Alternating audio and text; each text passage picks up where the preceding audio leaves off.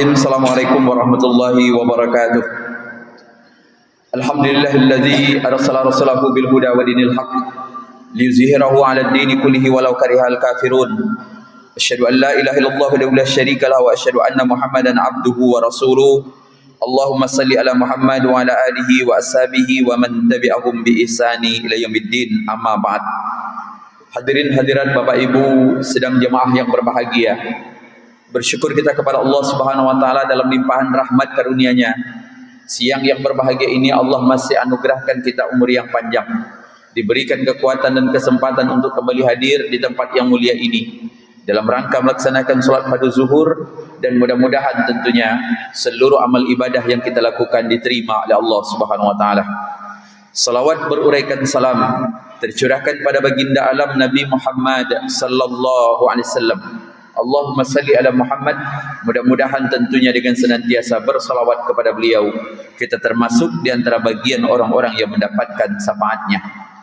Bapak Ibu sedang jemaah yang berbahagia, siang hari ini kita akan berbicara tentang jangan pernah melupakan kebaikan orang lain. Kalau dibawa ke dalam pepatah orang-orang dahulu, mereka sempat mengatakan orang yang tidak pandai berterima kasih kepada orang lain, mereka sebut dengan istilah kacang lupa kepada kulitnya. Atau dalam bahasa ketika ada orang membantu orang lain, kemudian orang membantu itu dilawannya atau dimusuhinya, maka orang dulu mengatakan seperti menolong anjing yang terjepit, begitu dia telah dibantu maka kita yang digonggongnya. Maka ada kisah menarik bagaimana Rasulullah pandai menghargai orang lain, dan bagaimana pula Rasulullah menghormati kebaikan orang lain.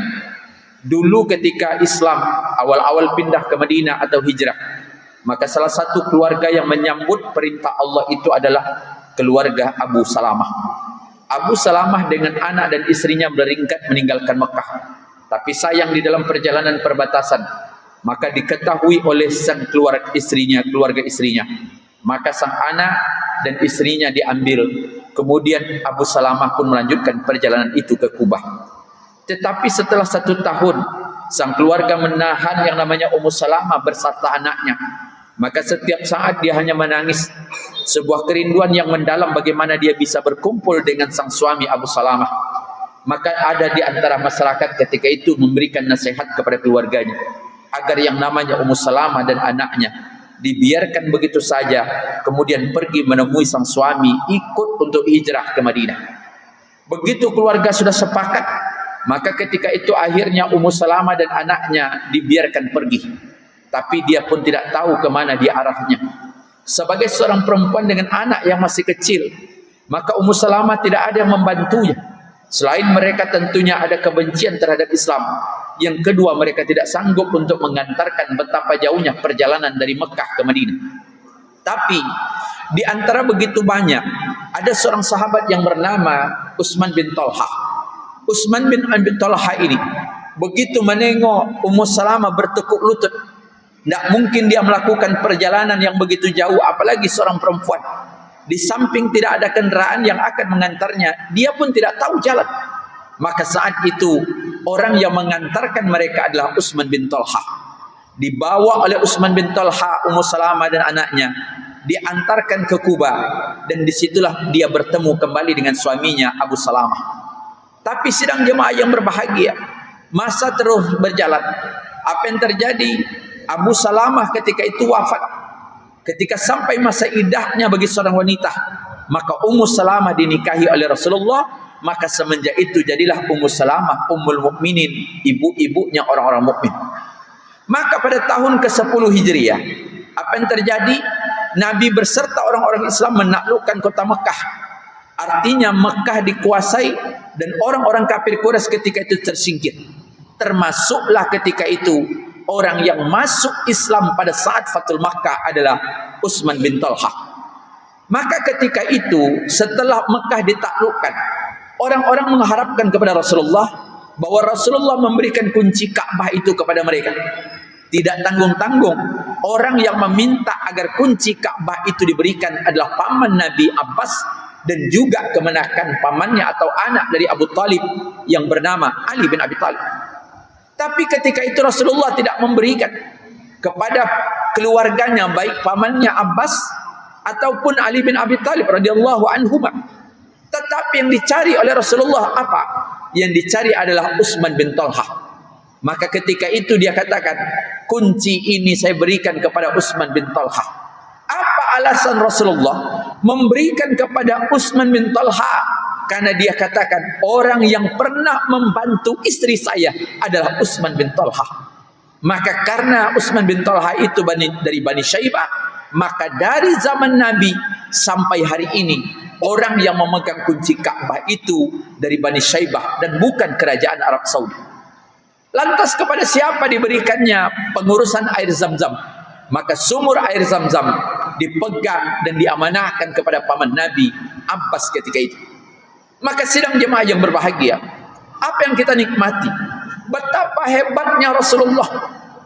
Sang istrinya Ummu Salamah yang pernah dibantu oleh Talha, walaupun ketika itu jaraknya sudah cukup lama, tapi Rasulullah tidak pernah melupakan kebaikan orang lain.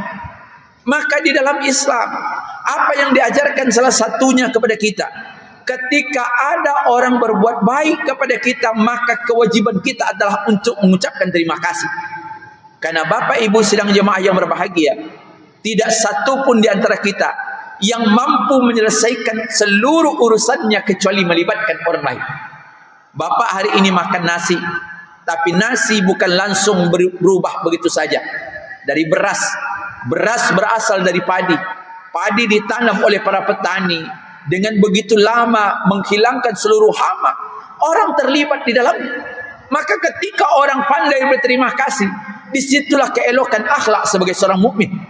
Maka Abu Hurairah radhiyallahu an pernah mengingatkan sebuah sabda Nabi, la yashkurullah man la yashkurun nas.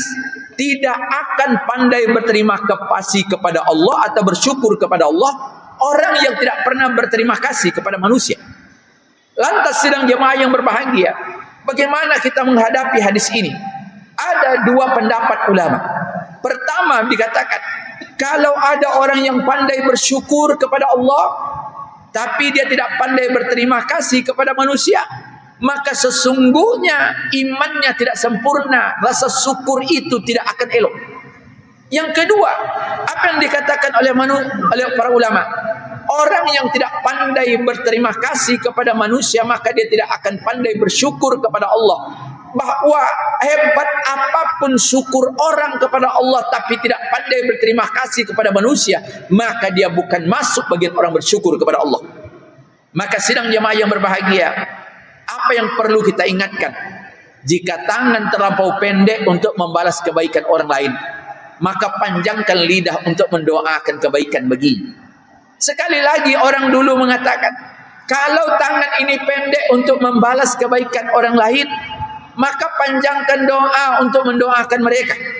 Maka ketika Nabi mengatakan man a'ta'an fawajada falyajzi bihi, barang siapa yang diberikan satu kebaikan dari orang lain, atau kalau ada seseorang yang diberikan hadiah oleh orang lain, maka kata Nabi, kalau kalian memiliki kelapangan, maka balaslah kebaikan itu dengan yang sama. Tetapi kalau kalian tidak mampu, maka dikatakan pujilah orang yang memberi. Faman syakarahu, barang siapa yang memuji orang yang telah memberi, maka itu bagian dari syukur. Waman katamahu, tapi barang siapa yang tidak bisa memuji orang lain, maka Nabi mengatakan faqad kafarahu, maka orang itu telah menjadi kafir. Maka sidang jemaah yang berbahagia, apa bentuk pujian? Inilah yang diungkapkan Nabi dalam sabdanya, man sana'a ilaihi ma'rufan faqala li sahibihi, barang siapa yang mendapatkan kebaikan atau barang siapa yang diperlakukan baik bagi orang lain, maka hendaklah mereka mengucapkan jazakalul khair faqad ablagha fis sana. Maka hendaklah mereka mengucapkan jazakalul khair, semoga Allah memberikan kebaikan bagimu. Maka itu kata Nabi sudah termasuk bagian dari untuk pandai bersyukur. Maka kalau hari ini sering kita melihat ada sesuatu yang diberikan oleh orang lain, kalau mungkin bisa bahasa doanya alhamdulillah seperti bahasa Arab tadi jazakalul khair. Kalau tidak dia katakan mudah-mudahan Allah membalas kebaikanmu dengan yang lebih baik. Itulah yang diajarkan Nabi. dan itu adalah bagian dari yang terkecil. Artinya ketika kita mampu untuk mengucapkan doa, atau hanya itu standar yang mampu kita lakukan, lakukanlah. Tapi kalau ditanya kepada siapa kita harus berbuat baik, maka ukuran terima kasih pertama kali adalah kepada kedua orang tua. Karena di dalam Al-Quran itu katakan, anishkurli wali walidaika ilayyal masir. Bersyukurlah kalian kepadaku, kemudian berbuat baiklah kepada kedua orang tua. Tapi sidang jemaah yang berbahagia, kepada orang tua kita sudah anggap biasa. Karena dalam ungkapan orang dulu, kasratul masasa tazilul ihsasa. Kalau sudah biasa, itu akan dianggap hilang sensitif. Jarang ada suami yang kadang-kadang mengucapkan terima kasih atas masakan istrinya. Sebagaimana juga kadang-kadang istri menganggap pemberian nafkah dari suami itu hal kewajiban, dan sehingga kita terima, disimpan tanpa ucapan terima kasih. Mengapa demikian? Karena dikatakan tadi sudah menjadi kebiasaan. Bahkan apalagi anak-anak hari ini. Mengapa anak-anak kita tidak menganggap itu sebuah kebaikan? Karena dia menganggap kebaikan orang tua itu adalah bagian kebaikan. Nampaknya karena krisis keteladanan ini jualah yang pada akhirnya banyak di antara negara-negara yang hari ini pertumbuhan penduduknya melambat, karena banyak di antara orang-orang hari ini tidak lagi mau punya anak. Kalau Bapak baca hari ini, Jepang adalah negara yang risau dengan populasinya. Bahkan mereka mengatakan sampai nanti pada tahun 2070, maka mereka memperkirakan jumlah penduduk mereka akan berkurang 8%. Mengapa demikian? Sampai hari ini sudah tidak banyak lagi orang Jepang yang mau melahirkan. Ketika ditanya apa alasan mereka, ekonomi sulit, kemudian karajo payah, awak yang karajo, anak yang sanang. Apa yang diminta anak terwujud. Tetapi ketika orang tua, banyak anak-anak yang tidak pandai membalas budi kepada kedua orang tuanya, dan itu menjadi kenyataan. Maka dulu kalau orang tua kita mengecek, kilik beliwang kalah kaki, kilik camit lah kamu ko.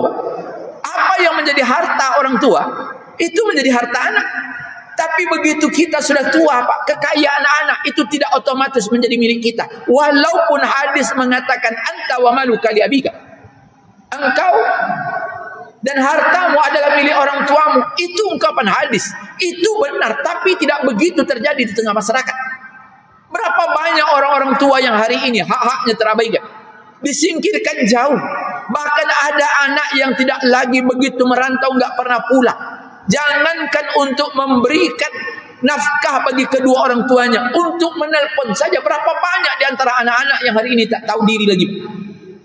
Hilang mereka. Maka ada seorang ibu mengatakan, anakku dulu adik-beradik terjadi hilaf. Ada perselisihan di antara mereka. Tapi Pak Ustadz sampai hari ini sudah hampir 20 tahun tak tahu kami kabarnya, apakah dia hidup atau tidak. Maka Bapak Ibu yang berbahagia, maka sekali lagi ketika Islam mengatakan kepada siapa kita mesti berbuat baik atau ucapan terima kasih, yang terpenting itu adalah kepada kedua orang tua kita. Baru setelah itu tentunya diharapkan orang yang berbuat baik, walaupun kemungkinan kebaikannya tidak dipuji, maka jangan rindu akan pujian. Karena dalam Al-Quran Allah sudah menjanjikan, faman ya'mal mithqala dzarratin khairan yarah. Barang siapa yang berbuat kebaikan, maka Allah akan membalaskan kebaikan. Maka itulah sidang jemaah yang berbahagia hari ini. Banyak orang yang ditolong malah menjadi musuh. Yang tadi bertegur sapa, sekarang malah memelingkan muka. Yang dulu berbaik sangka, sekarang bersuuzon kepada kita. Karena banyak di antara kita sebagaimana yang kita ungkapkan tadi, kacang lupa kepada kulitnya. Maka inilah hidup yang harus kita nikmati. Mudah-mudahan kita yang hadir dalam masjid ini, orang-orang yang pandai mengucapkan terima kasih kepada orang lain. Dan itu ditunjukkan dengan sikap kita.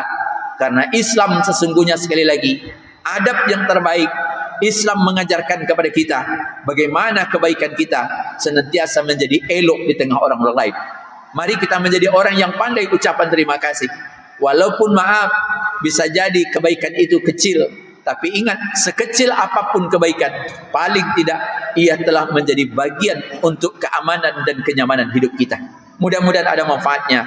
Assalamualaikum warahmatullahi wabarakatuh.